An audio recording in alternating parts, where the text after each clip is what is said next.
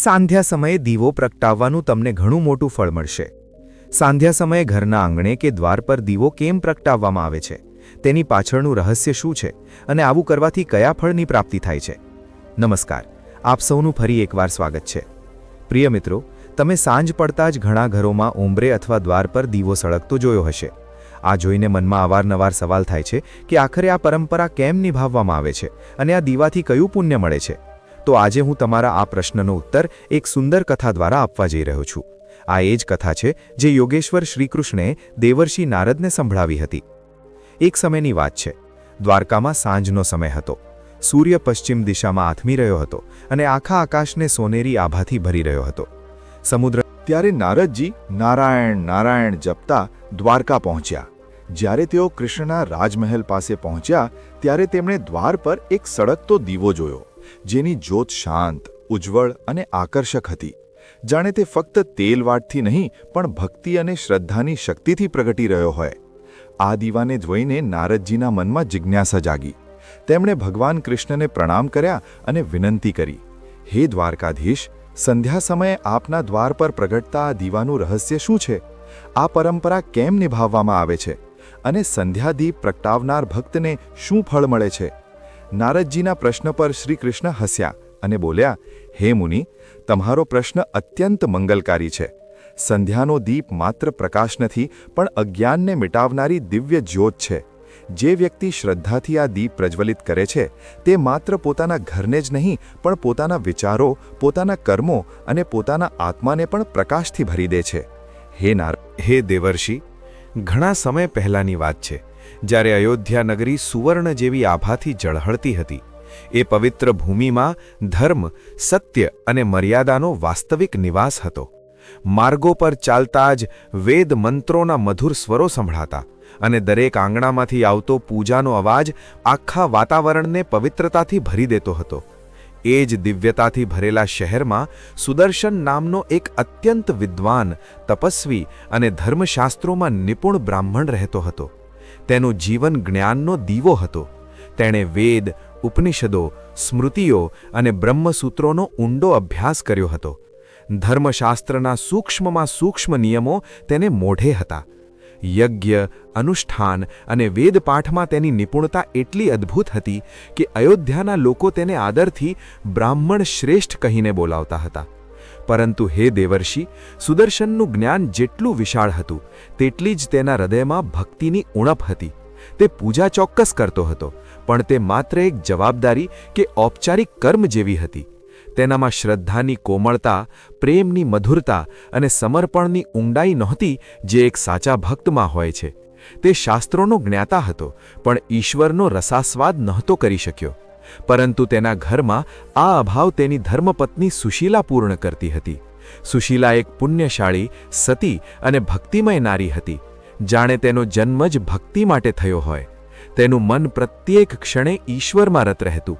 તેની આંખોમાં ભક્તિની અશ્રુધારા અવારનવાર ચમકતી અને તેની વાણીમાંથી હર ક્ષણે સુશીલા શિસ્તનું જીવંત સ્વરૂપ હતી। દરરોજ બ્રહ્મ મુહૂર્તમાં, જ્યારે આખી દુનિયા નિદ્રામાં હોય ત્યારે તે જાગી જતી, ઠંડા પાણીથી સ્નાન કરતી, સ્વચ્છ વસ્ત્રો ધારણ કરતી અને ઘરના મંદિરમાં દીવો પ્રગટાવી અત્યંત શ્રદ્ધાથી ભગવાન વિષ્ણુની આરાધના કરતી। તેના ભાવ એટલા પવિત્ર હતા કે તેને જોઈને લાગે કે દેવી લક્ષ્મી પોતે તેના હૃદયમાં વાસ કરતા હોય। સવાર હોય, બપોર હોય કે કોઈ પણ સમય, સુશીલાનું મન હર ક્ષણે ભગવાનમાં જ ડૂબેલું રહેતું। ખાસ કરીને જ્યારે સંધ્યા થતી અને સૂર્યદેવ ધીરે ધીરે આથમવા તરફ વધતા ત્યારે તેની ભક્તિ વધુ તીવ્ર બની જતી। તે આખા ઘરને લીપી ગૂંપીને સાફ કરતી, આંગણાને એવી રીતે શણગારતી જાણે કોઈ દેવાલય હોય। પછી પોતાના મનને શુદ્ધ કરી શાંત ભાવે દ્વાર પાસે જતી અને પોતાના બંને હાથોથી એક નાનકડો દીવો પ્રજ્વલિત કરતી। તે દીવાની જ્યોત માત્ર અંધકાર જ નહીં પણ જીવનના અજ્ઞાનને હટાવતી હોય તેમ લાગતું હતું। દીવો પ્રગટાવીને સુશીલા હાથ જોડતી અને પ્રાર્થના કરતી, હે પ્રભુ, આ દીવો માત્ર મારા ઘર માટે નથી, આ તમારા ચરણોમાં મારી શ્રદ્ધાનો પ્રકાશ છે। આમાં હું મારું સમર્પણ, મારો ભાવ અને મારી ભક્તિ અર્પણ કરું છું। મિત્રો, આગળ ભગવાન શ્રી કૃષ્ણ કહે છે હે દેવર્ષિ, એક દિવસ સંધ્યાનો સમય હતો. સુશીલા રોજની જેમ આંગણું લીપીને દ્વાર પર બેઠી હતી. તે પૂરા સમર્પણથી દીવો તૈયાર કરી રહી હતી. તેણે માટીના નાના દીવામાં તલનું તેલ નાખ્યું, રૂની વાટ મૂકી અને આંખો બંધ કરી ભગવાનનું સ્મરણ કરતા દીવો પ્રગટાવ્યો. બરાબર તે જ ક્ષણે તેનો પતિ સુદર્શન ત્યાં પહોંચ્યો. સુશીલાને જોઈને તે ઉપહાસ ભર્યા સ્વરમાં બોલ્યો, હે વલ્લભ, તું આ દીવો રોજ કેમ પ્રગટાવે છે? આનાથી શું લાભ મળે છે? આ તો તેલનો વ્યર્થ બગાડ છે. મિત્રો, પતિના આવા કડવા શબ્દો સાંભળીને સુશીલાએ ન તો ક્રોધ કર્યો ન કોઈ કઠોર ઉત્તર આપ્યો. તે શાંત રહી અને વિનમ્રતાથી બોલી, હે સ્વામી, આ દીવો માત્ર તેલ અને વાટથી નથી સળગતો, તે મારી શ્રદ્ધાથી પ્રજ્વલિત થાય છે. આ મારા હૃદયની ભક્તિનું ચિહ્ન છે. આનાથી ઘરમાં લક્ષ્મીનું આગમન થાય છે અને ધર્મનો પ્રકાશ ફેલાય છે. તેની વાત સાંભળીને સુદર્શન, જે પોતાના જ્ઞાન અને તર્કના અભિમાનમાં ડૂબેલો હતો, તે હસતા હસતા બોલ્યો, જો આ દીવો એટલો પ્રભાવશાળી છે તો ઠીક છે, હું પણ જોવા માંગુ છું કે શું આ તને કોઈ સંકટમાંથી બચાવી શકે છે. મને તો આ બધું અંધશ્રદ્ધા લાગે છે. સુદર્શનની આ વાત સાંભળીને સુશીલાનું મન દુઃખથી ભરાઈ ગયું, પણ તેણે સંયમ ન છોડ્યો. શાંત સ્વરે બોલી, હે સ્વામી, સંકટના સમયે જ ભક્તિની અસલી પરીક્ષા થાય છે અને જે ભક્તિ સાચી હોય છે તે દરેક પરીક્ષામાં સફળ થાય છે. આટલું કહીને તે પોતાના કામમાં લાગી ગઈ. મિત્રો, સમય પોતાની ગતિએ આગળ વધતો ગયો. પરિસ્થિતિ બદલાઈ અને એક દિવસ અચાનક એવું બન્યું કે જેણે સુદર્શનના જીવનની દિશા જ બદલી નાખી. અયોધ્યા પર ભયંકર દુષ્કાળનો પ્રકોપ ઉતરી આવ્યો. મહિનાઓ સુધી આકાશ સૂનું રહ્યું. વાદળો આવતા પણ વરસતા નહીં. ખેતરો સુકાઈ ગયા, તળાવોના પાણી ખૂટી ગયા અને ધરતી ફાટવા લાગી. આખી નગરી ભય અને ત્રાસમાં ડૂબી ગઈ. અનાજના ભાવ આસમાને પહોંચ્યા. ભૂખથી બાળકો રડતા કકડતા અને માતાપિતા લાચાર બનીને તેમને જોતા રહેતા. દુષ્કાળ એટલો ભયાનક હતો કે રાજમહેલ સુધી અન્નની અછત સર્જાઈ. મિત્રો, આગળ શ્રીકૃષ્ણ કહે છે, હે દેવર્ષિ, એ વિપત્તિ સુદર્શનના ઘરને પણ ન છોડી શકી. જ્યાં ક્યારેય યજ્ઞનો ધુમાડો નીકળતો હતો ત્યાં હવે ચૂલો પણ ઠંડો પડ્યો હતો. વેદપાઠનો મધુર અવાજ હવે ભૂખના કરુણ અવાજમાં દબાઈ ગયો હતો. ઘરમાં રહેલો છેલ્લો દાણો પણ ખતમ થઈ ગયો હતો અને પાણીનું એક નાનું પાત્ર પણ દુર્લભ થઈ ગયું હતું. સુદર્શન, જે પોતાને મહાન જ્ઞાની સમજતો હતો, હવે અસહાય ઊભો હતો. તેના ચહેરા પર નિરાશાની રેખાઓ ઘેરી બની રહી હતી. પરંતુ આટલું બધું થયા પછી પણ સુશીલાની આસ્થા અડગ રહી. તેણે પોતાના પ્રભુ પરનો વિશ્વાસ ક્યારેય ન છોડ્યો. તે પોતે ભૂખી રહેતી પણ સાંધ્યાદીપ પ્રગટાવવાનું નહોતી છોડતી. તેણે પોતાની આંખોમાં આશાની જ્યોત જાળવી રાખીને પતિને કહ્યું, હે સ્વામી, આ દીવો ભલે ગમે તેટલો નાનો હોય પણ તેનો પ્રકાશ મારા વિશ્વાસ કરતાં મોટો છે. જ્યાં સુધી આ દીવો સળગતો રહેશે, કોઈ વિપત્તિ આપણને અડી પણ નહીં શકે. મિત્રો, તે દરરોજની જેમ દરેક સાંજે દ્વાર પર દીવો પ્રજ્વલિત કરતી રહી. ઘરમાં અન્ન અને પાણીનું નામ નિશાન નહોતું બચ્યું, પણ દીવો પ્રગટાવવાનું નહોતી છોડતી, કારણ કે તેનો ઈશ્વર પરનો વિશ્વાસ અડગ હતો. હે દેવર્ષિ, એ રાત અત્યંત વિચિત્ર હતી. ચારે બાજુ ભયંકર અંધકાર ફેલાયેલો હતો. આકાશમાં ન કોઈ તારો ચમકતો હતો કે ન ચંદ્રનું કોઈ કિરણ ધરતી પર ઉતરતું હતું. દિશાઓ મૌન હતી, વાયુ સ્થિર હતો અને અયોધ્યાની ગલીઓ સૂની પડી હતી. દરેક ઘર ભૂખ અને ચિંતાથી ઘેરાયેલું હતું, પરંતુ સુદર્શનના દ્વાર પર એક દીવો હજુ પણ સળગતો હતો. એ જ સાંધ્યાદીપ જે સુશીલા રોજ પ્રગટાવતી હતી. તે રાત્રે તેની જ્યોત પહેલા કરતાં પણ વધુ તેજસ્વી હતી, જાણે કોઈ અદૃશ્ય શક્તિ સંકેત આપી રહી હોય. સુશીલા દીવા સામે બેસી પ્રભુનું સ્મરણ કરી રહી હતી. તેના ચહેરા પર થાક હતો, પણ તેના વિશ્વાસની ચમક ફીકી પડી નહોતી. તેના હૃદયમાં એક જ ભાવ હતો, હે પ્રભુ, આ દીવો તમારું પ્રતીક છે. જ્યાં સુધી આ સળગતો રહેશે, મારું મન પણ તમારી સાથે જોડાયેલું રહેશે. તે મનોમન પ્રાર્થનામાં ડૂબેલી હતી કે અચાનક વાતાવરણમાં કંઈક ચમત્કારિક ઘટ્યું. દીવાની જ્યોત ઊંચી થઈ અને ચારે બાજુ દિવ્ય પ્રકાશ ફેલાવા લાગ્યો. સુશીલા ચકિત થઈને આજુબાજુ જોવા લાગી. તેને સમજાતું નહોતું કે આ શું થઈ રહ્યું છે. ત્યારે જ તેની નજર દ્વાર પર પડી. ત્યાં એક અલૌકિક તેજોમયી સ્ત્રી ઊભી હતી. તેમનું રૂપ એટલું દિવ્ય હતું કે તેનું વર્ણન કરવું મુશ્કેલ હતું. તેમના વસ્ત્રો સોનાની જેમ ચમકતા હતા, આંખોમાંથી કરુણાના કોમળ કિરણો નીકળતા હતા અને તેમના ચરણોના સ્પર્શથી ધરતી પર ફૂલો ખીલી ઉઠ્યા હતા. હે દેવર્ષિ, તે કોઈ સામાન્ય નારી નહોતી. તે પોતે ધન અને સૌભાગ્યની અધિષ્ઠાત્રી દેવી મહાલક્ષ્મી હતા. લક્ષ્મીજીને જોઈ સુશીલાનું હૃદય ભક્તિથી ભરાઈ આવ્યું. તેણે તરત જ બંને હાથ જોડી દીધા. તેની આંખોમાંથી આંસુ વહેવા લાગ્યા. તે કંઈ બોલી પણ ન શકી, બસ શ્રદ્ધાથી નમીને દેવીના ચરણોમાં પડી ગઈ. માતા લક્ષ્મીએ કરુણાભરી દ્રષ્ટિથી તેને ઉઠાડી અને મધુર સ્વરમાં કહ્યું, પુત્રી સુશીલા, ઊભી થા. તારી ભક્તિએ મને અત્યંત પ્રસન્ન કરી છે. કઠિનમાં કઠિન સમયમાં પણ તે તારો નિયમ ન છોડ્યો. જ્યારે આખું જગત ભય અને ભૂખથી ધ્રુજતું હતું, ત્યારે પણ તે તારા દીવાની જ્યોત બુઝાવવા ન દીધી. તારો આ દીવો માત્ર તારા ઘરને જ નહીં, પણ આ જગતને પણ પ્રકાશ આપે છે. માંગ, તારે કયું વરદાન જોઈએ છે?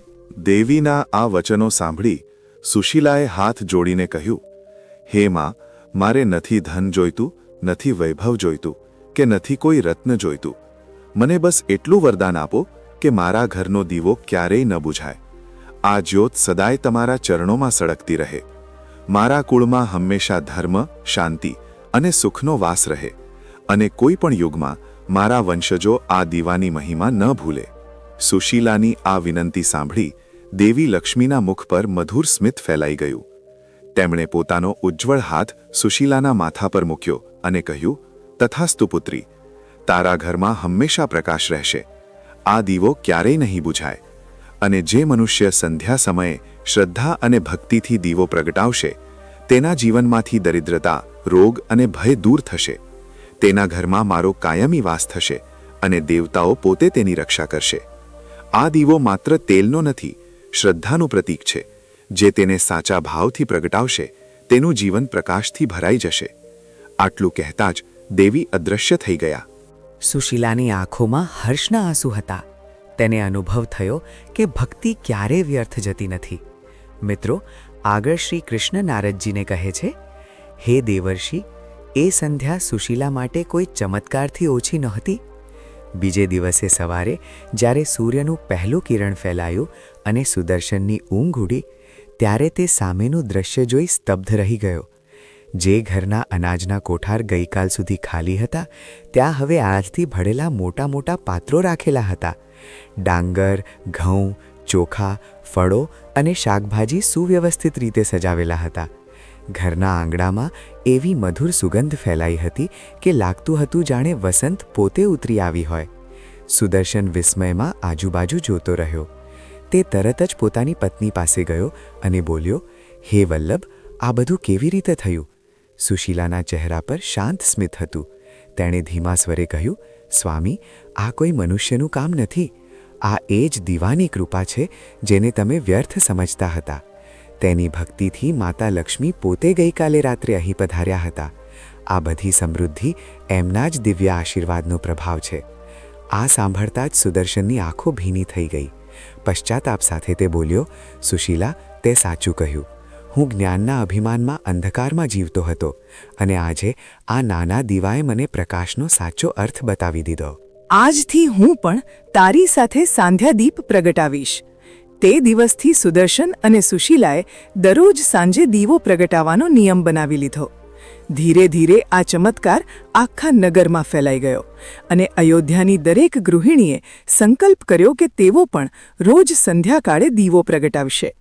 એક દિવસ એવો આવ્યો જ્યારે આખી અયોધ્યાના દરેક દ્વાર પર દીવા સળગતા હતા, જાણે અસંખ્ય તારા ધરતી પર ઉતરી આવ્યા હોય.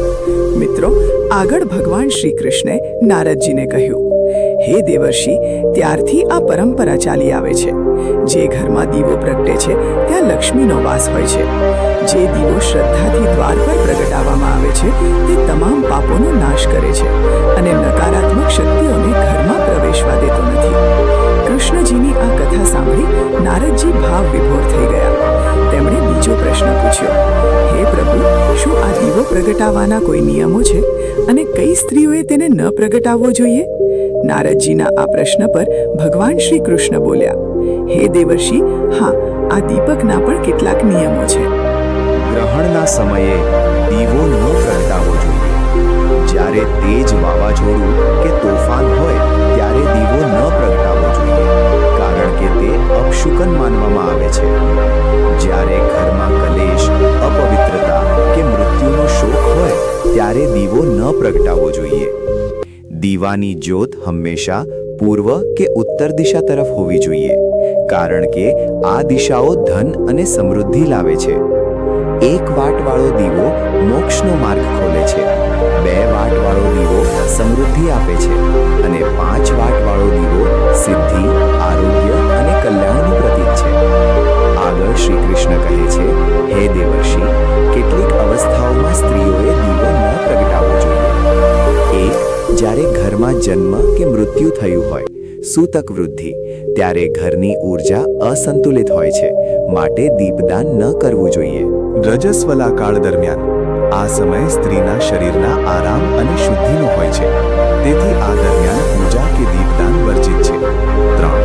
ક્રોધ, અશાંતિ કે શોકની અવસ્થામાં, જ્યારે મન અશાંત હોય ત્યારે પ્રગટાવેલું દીવો આશીર્વાદ ખેંચી શકતો નથી. હે દેવર્ષિ, આજનો આ પાવન પ્રસંગ અહીં સમાપ્ત થાય છે. આશા છે કે તને તારા બધા પ્રશ્નોના ઉત્તર મળી ગયા હશે. નારદજી બોલ્યા, હે પ્રભુ, આપના દ્વારા અપાયેલું આ જ્ઞાન અમૂલ્ય છે. હું આનો પ્રચાર બધા લોકમાં કરીશ. પ્રિય મિત્રો, આવી જ રીતે આજની આ પવિત્ર કથા સમાપ્ત થાય છે. જો આ કથા તમારા મનને સ્પર્શી ગઈ હોય તો પ્રેમથી બોલો, જય શ્રી કૃષ્ણ, જય ભોલેનાથ. અને વિડિયો અંત સુધી જોવા માટે તમારો હૃદયપૂર્વક આભાર.